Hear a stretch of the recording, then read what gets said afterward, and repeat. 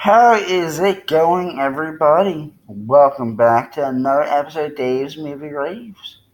Today we'll be talking the 1971 Gene Wilder version of Willy Wonka and the Chocolate Factory. Without further ado, let's dive in. Spoilers ahead. Movie starts off with the Candyman singing. Well, actually, it starts off with the process of chocolate making, but the real part of the movie begins with the Candyman singing to a bunch of kids. He actually whacks a girl in the head with one of them in part of the scene. Doesn't even notice it either. We follow Charlie home. He's a poor boy.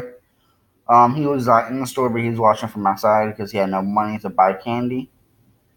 I mean, that man was giving candy away for free, man. You couldn't give poor Charlie some candy for free. But then again, I guess since he gave him a golden chocolate bar, or not a golden chocolate bar, with a golden ticket with a chocolate bar in it. Strike that, reverse that. Since he gave him the winning chocolate bar with the golden ticket in it at the end, or towards the end of the contest. So he kind of makes up for it, I guess, in a way. But what happens is Willy Wonka sets out a contest. Nobody's been in his factory for a long, long time. I forget the exact amount of years. Because I personally skipped through the first 45 minutes of it because it's kind of boring. It drug on a lot. It's pretty much just everybody finding their tickets. We got Augustus Gloop, who's a whole fat boy. I have nothing against fat people. I'm a fat person myself, so I can't really judge at all. So, and then you've got Veruca Salt, who's a real little spoiled little brat. You got Veruca. Her dad's a car salesman, and Veruca likes to chew gum a lot. I think her name's Violet Beauregard or something like that. But then you've got Mike TV, and then you got good old Charlie Bucket. Alright. So, they all get into the factory 45 minutes later into the movie. Willy Wonka makes them sign a contract. Let's see. The first kid to go was Augustus Gloop. He was drinking from Willy Wonka's chocolate factory's, obviously it's a chocolate factory, but he was drinking from Wonka's chocolate river, which was the not to be touched by human hands. Great method, by the way. Because his waterfall actually makes the chocolate, which is pretty awesome. I really want to visit a chocolate factory and see exactly how chocolate's really made because of this movie, personally. But anyways, first kid goes to the group, and then you got the Oompa Loompa who sang a song right after he got sucked up out of the river by a tube because he got suctioned up into it. He went into the fudge room, or whatever. Yeah, the fudge room, I believe he said. Next we get rid of Veruca. No, I'm sorry, we get rid of Violet next. We go into the invention room after we go down this demented, and I mean demented, tunnel through a boat.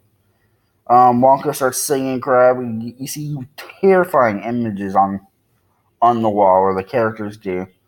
One is of Slugworth, who I'll reveal later at the end of the movie, as you'll see. Oh man, that was a creepy ass tunnel. Excuse the French. I'm gonna try to keep the swearing down a little bit. But boy, it's hot outside. Lost my train of thought. I'm sorry. Oh yes, we go into the invention room, where eventually Violet chews a specific gum that Wonka tells her not to chew. Like, he literally tells her not to chew it. It's not ready yet. But it's a 3-course meal. She was a roast beef, baked potato, and I believe blueberry pie. Yep, blueberry pie. And the blueberry pie is where she turned into a blueberry. The Oompa Loompa sang another song as they were rolling her out the doors. Next, we go into the bubble room where they're testing the fizzy lifting drinks. Charlie and Grandpa Joe, they naughtily sneak some in, which was a no-no, you guys. They float into the ceiling, almost get themselves killed by hitting the fan, but thankfully Uncle Joe burps at just the right amount of time, and they both learn to burp to go down. They catch up with them. They're in the Golden Goose Room with Veruca. There we go. She's a psychopath, to say the least. She's a spoiled little brat, to say in another part. She wants everything. Like, she sings a song, literally wanting the world, then wanting a feast, then wanting a chocolate bar. Like, this girl cannot make up her mind. So she throws pretty much a huge temper tantrum. And we get a scene of her actually getting on top of the educator, which shows if you're a good or bad egg. Virgo's a bad egg. She went down into the front, into the trash chute, which when the Oompa Loompas are singing their song, there is no chute. I mean, I know it was the 70s, but you guys could have at least made it a little bit more realistic looking, right? You could have at least even added like a little Mario tunnel looking thing, you know? I mean, come on, Mario came out in the 70s, I believe. No, that was 80s, I apologize. Anyways, Mr. Salt jumps in after them. We're left with Mike TV and Charlie now. Charlie ends up...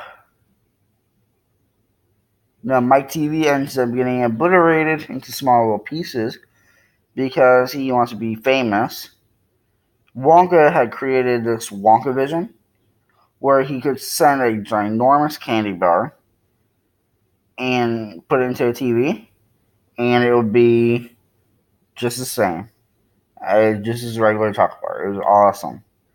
It shrinks into like small pieces, and it reassembles a whole lot smaller, so normal sized. But when my TV tries to do this, he ends up like a midget, like 3 inches tall. I'm sorry, I can't wear that mask anymore. It's so hot out here in Scratch.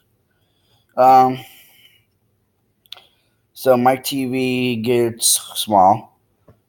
It shows that Charlie is the last surviving, well, not surviving, but last remaining contestant who hadn't been eliminated yet by being naughty.